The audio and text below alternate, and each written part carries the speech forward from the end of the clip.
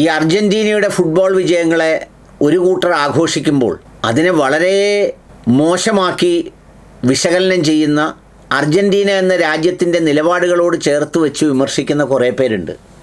സത്യത്തിൽ അതൊരു അനാവശ്യവും ഒരു അസത്യവും ഒരു ശരിയല്ലാത്തതുമായ പ്രയോഗമാണ്. അർജൻറ്റീന ഭരിക്കുന്നത് ഒരു വലതുപക്ഷ തീവ്രവാദ നിലപാടുള്ള ആളാണ്. അങ്ങനെ വലതുപക്ഷ തീവ്രവാദ നിലപാടുള്ള ആളായതുകൊണ്ട് അർജൻറ്റീനയുടെ ഒരു പൊതു കാഴ്ചപ്പാടോ അവിടുത്തെ ജനങ്ങളെല്ലാവരുമോ ഇസ്രയേലിൻ്റെ പക്ഷത്താണ് എന്ന് വ്യാഖ്യാനിക്കുന്നതും വിശദീകരിക്കുന്നതും ഒരു ന്യായമായ കാര്യമല്ല.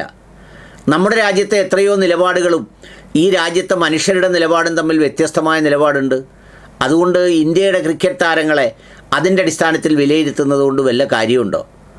എന്നാൽ അർജൻറ്റീനയിൽ വളരെ പ്രസക്തമായ ഒരുപാട് ലോകം തിരിച്ചറിഞ്ഞ മൂവ്മെൻറ്റുകൾ നടന്നുകൊണ്ടിരിക്കുന്ന ഫലസ്തീനിലെ മനുഷ്യാവകാശങ്ങൾക്ക് വേണ്ടിയുള്ള പോരാട്ടങ്ങൾ നടക്കുന്നൊരിടം കൂടിയാണ് അർജൻറ്റീന എന്ന രാജ്യം. അവിടെ ഒരുപാട് മനുഷ്യർ ആ പക്ഷത്താണുള്ളത്. രാജ്യത്തെ ജനങ്ങളും ചിലപ്പോൾ കുറച്ച് പേരും ഈ പെർസെൻറ്റേജ് വെച്ച് നോക്കുമ്പോൾ 30% പേരോ 35% പേരോ ഒക്കെ ഈ രാഷ്ട്രീയവും വിദ്വേഷവുമൊക്കെ മനസ്സിൽ നിറച്ച് എന്തെങ്കിലും നിലപാടുകൾ സ്വീകരിക്കുന്നു എന്നുള്ളതിനപ്പുറത്ത് ജനങ്ങളുടെ നിലപാട് അങ്ങനെയല്ല എന്നുള്ളതാണ് ഒരു സ്ഥിതി. ദേ ഈ ദൃശ്യങ്ങൾ കാണും.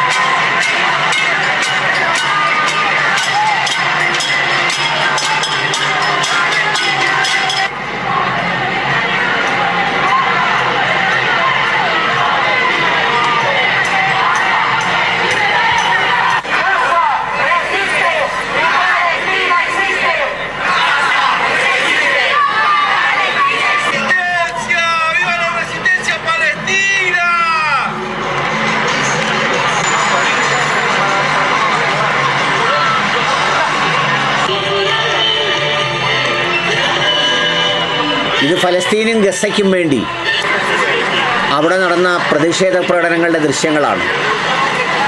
അവിടെ കൂടിയ ജനങ്ങളാണ്. അതിന് പ്രതികരിക്കാൻ തിരഞ്ഞെടുത്ത മാധ്യമങ്ങളും മാർഗങ്ങളുമാണ് നിങ്ങളിതിലൂടെ കാണുന്നത്. നമ്മുടെ രാജ്യത്തുണ്ടോ? എന്തിന് മിഡിൽ ഈസ്റ്റ് രാജ്യങ്ങളിൽ എവിടെയെങ്കിലും ഉണ്ടോ? ഫലസ്തീൻ എന്ന് മിണ്ടാനാകുമോ? അവിടെ ഒരു ജുമയിലെ കുത്തുബയിൽ പറയാനാകുമോ? അവർക്ക് വേണ്ടി പ്രാർത്ഥിക്കുന്നു എന്ന് പറയാനാകുമോ? അപ്പോഴാണ് അതിനെയെല്ലാം നമ്മൾ നെഞ്ചോട് ചേർത്ത് വെച്ചുകൊണ്ട് അർജൻറ്റീനയിൽ എന്തോ മഹാസംഭവം നടക്കുന്നു, അതുകൊണ്ട് അർജൻറ്റീനയുടെ രാഷ്ട്രീയം തിരയണം എന്നൊക്കെ പറയുന്നത്. ഇത് കണ്ടില്ലേ? ബ്യൂണോസ് അയേഴ്സിൽ നടന്ന പ്രതിഷേധങ്ങളുടെ ദൃശ്യമാണ്.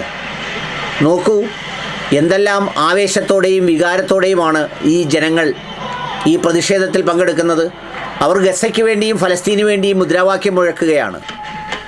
ആ നാടിനെയാണ് നമ്മൾ പറയുന്നത് അവിടെ മുഴുവൻ ആളുകളും ഇസ്രയേലി പക്ഷത്താണ്, അതുകൊണ്ട് അവരുടെ ഫുട്ബോൾ കളിയെ നമ്മൾ വേറൊരു കണ്ണുകൊണ്ട് കാണണം, അതിനെ വിലയിരുത്തുന്നു, കുലുക്കി നോക്കുന്നു, വലപൊക്കി നോക്കുന്നു. അന്യായമാണതൊക്കെ. മിഡിൽ ഈസ്റ്റ് രാജ്യങ്ങളിൽ എവിടെയെങ്കിലും ഇതുപോലൊരു പ്രതിഷേധം നടന്നിട്ടുണ്ടോ? ഉണ്ടോ? ഉണ്ടായിട്ടേ ഇല്ല. അവിടുത്തെ ഏതെങ്കിലും മസ്ജിദുകളിൽ ഒരു പ്രാർത്ഥന നടന്നിട്ടുണ്ടോ ഇങ്ങനെ ഫലസ്തീന് വേണ്ടി? ഷിയാക്കളല്ലല്ലോ അവിടെ, സുന്നിയല്ലേ? സുന്നി, നല്ല വിളഞ്ഞ സുന്നി. നമ്മുടെ ഇന്ന് ഷിയാക്കൾക്കെതിരെയും ഇറാനെതിരെയും വാദിക്കുന്ന ഒരുപാട് സംഘടനകളുണ്ടല്ലോ, അവിടെയൊക്കെ വേരുള്ളവർ. അവർക്ക് ഫലസ്തീന് വേണ്ടി പരസ്യമായിട്ട് എന്തെങ്കിലും ചെയ്യാൻ പറ്റുമോ? അങ്ങനെ ഒന്നും അനുവദിക്കാത്ത രാജ്യങ്ങളെ നെഞ്ചോട് ചേർത്ത് വെച്ചുകൊണ്ടാണ് നമ്മൾ അർജൻറ്റീനയുടെ വംശീയ വിദ്വേഷത്തിൻ്റെ, രാഷ്ട്രീയത്തിൻ്റെ, ഫുട്ബോളിൻ്റെ കലാപര വിലയിരുത്തി വിശകലനം ചെയ്യുന്നത്. വളരെ മോശമാണ്, വളരെ മോശമാണ്. ആ രാജ്യത്തും ഇതെല്ലാം ഉണ്ട്. എന്തിന്? ഫ്ലോട്ടില്ലയിൽ കയറിപ്പോയില്ലേ ജീവൻ പണയം വെച്ച് അങ്ങ് സയനിസ്റ്റുകാരൻ്റെ നെഞ്ചത്തേക്ക്. ആ കയറിപ്പോയതിൽ അർജൻറ്റീനക്കാരുണ്ടായിരുന്നു. മഹത്തായ ലോകത്തിൻ്റെ ഏറ്റവും വലിയ ജനാധിപത്യത്തിൻ്റെ മാതാവായ നമ്മുടെ രാജ്യത്ത് നിന്ന് എത്ര പേരുണ്ടായിരുന്നു? ആരും ഉണ്ടായിരുന്നില്ല. എന്തിന്? ഈ ഫുട്ബോൾ ലോകകപ്പ് വേദിയുടെ പുറത്ത് വന്നു നിന്ന് ഒറ്റയ്ക്കൊറ്റയ്ക്ക് ഇങ്ങനെ പറഞ്ഞവർ എത്ര പേരുണ്ട്? നോക്കൂ.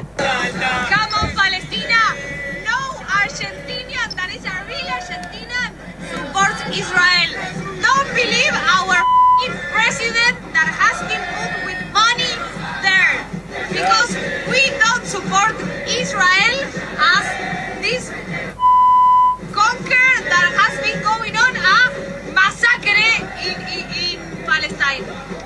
Palestine. Yeah, sempre, sempre vamos Argentina, sempre viva Palestina. Sí. Viva Palestina. കണ്ടില്ലേ, അതിൻ്റെ പുറത്താണ് ആ മ്യൂസിക് ഇടുന്നിടത്ത് ആ രാജ്യത്തിൻ്റെ നേതാവിനെ, അവിടുത്തെ പ്രസിഡൻറ്റിനെയാണ് പറയുന്നത്. അയാൾ വലതുപക്ഷ സിയോണിസ്റ്റാണ്, പക്ഷേ ആ രാജ്യം അങ്ങനെയല്ല, ഞങ്ങളെപ്പോലുള്ള ഒരുപാട് ആളുകളുണ്ട് എന്നാണ് പറഞ്ഞത്.